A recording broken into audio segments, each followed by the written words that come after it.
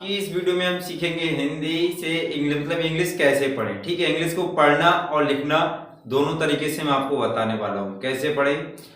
ठीक है, तो आप वीडियो को लास्ट से जरूर देखें।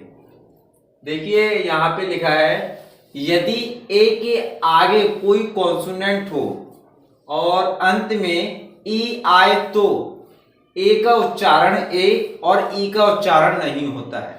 जैसे ये समझ में नहीं आया होगा, चलिए मैं बताता हूं एग्जांपल के तौर पर। देखिए साफ साफ लिखा है, यदि ए के आगे कोई कॉन्सोनेंट हो और अंत में ई आए तो ए का उच्चारण ए और ई का उच्चारण नहीं होता है। जैसे कि देखिए यहाँ पे ये लिखा है बेस, ए के आगे क्या है, कॉन्सोनेंट है। ए के आगे क्या है, कॉन्सोनेंट मतलब एस है। ठीक है, ए के आगे कॉन्सोनेंट है तो ई का उच्चारण नहीं करेंगे हम, सिर्फ इतना पढ़ेंगे, ए का उच्चारण ए और ई का उच्चारण नहीं होगा। ठीक है, ई का उच्चारण नहीं होगा, पढ़ेंगे हम इसे बेस। अब देखिए दूसरा है यहाँ पे ये ट्रेड। ठीक है, ट्रेड है तो यहाँ पे देखिए यदि ए के आगे कोई क्या है, कॉन्सोनेंट, तो ए के आगे क्या है, ये कॉन्सोनेंट है डी, तो डी को और ई का उच्चारण ए और ई का उच्चारण नहीं होता है, ई का उच्चारण नहीं होता है। ठीक है, तो मतलब ट्रेड। ये देखिए सेल, ई का उच्चारण नहीं करेंगे। ठीक है, ए को ए पढ़ेंगे एस ए एल। ठीक है, सेल, ई का उच्चारण नहीं होगा इसमें। अब देखिए दूसरा है, अगर किसी शब्द के शुरुआत में डब्लू और आर एक साथ आए तो डब्लू का उच्चारण नहीं करते हैं।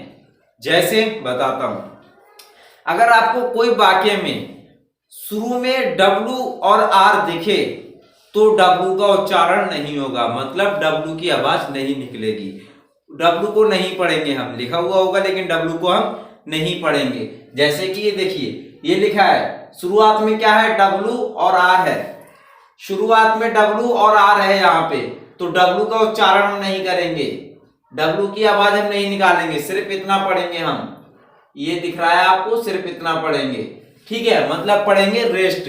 और दूसरा है रेस्ट मतलब होता है कलाई।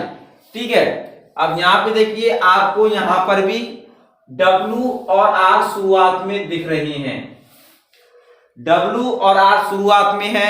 ठीक है, तो हम यहाँ पे डब्लू को नहीं पढ़ेंगे, डब्लू को नहीं पढ़ेंगे, सिर्फ आर से पढ़ेंगे, इतना पढ़ेंगे।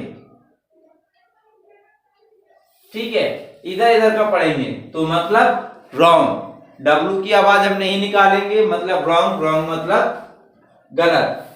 ठीक है, और देखिए जब थर्ड है हमारा, जब किसी वर्ड में सी के बाद ई आई बाई को छोड़कर कोई भी अक्षर आता है तो सी को का पढ़ते हैं। बहुत से लोग कंफ्यूज हो जाते हैं, कभी सी को सी ही पढ़ा जाए, का पढ़ें क्या पढ़ें। ठीक है, क्या चीज पढ़ें, तो उस तरीके से ये उस टाइप से है। ठीक है, तो मैं बता रहा हूं आपको, हमें सी को का कब पढ़ना है। ठीक है, तो देखिए जब किसी वर्ड में सी के बाद अगर ई आई और बाई होगा तब हम सी को का पढ़ेंगे, और नहीं होगा तो नहीं पढ़ेंगे। देखिए जब किसी वर्ड में सी के बाद ई आई बाई को छोड़कर कोई भी अक्षर आए तो सी को का पढ़ेंगे। ठीक है, तो देखिए यहाँ पे देखिए सी के बाद में ई आई आए तो इसे छोड़ के का पढ़ेंगे। देखिए सी आर आई सी के ई टी, तो इसको हम पढ़ेंगे सी के बाद में क्या है हमारा आर, ये तो है नहीं ई है, नहीं आई है और नहीं बाई है।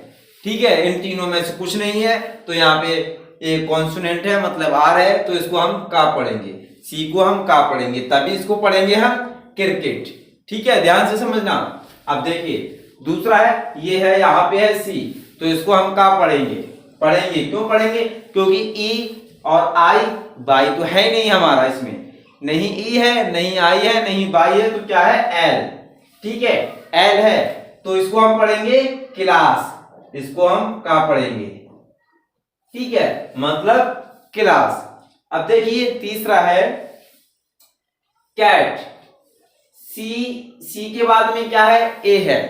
यहां पर भी नहीं ई दिख रहा है हमें, नहीं आई दिख रहा है, नहीं बाई दिख रहा है।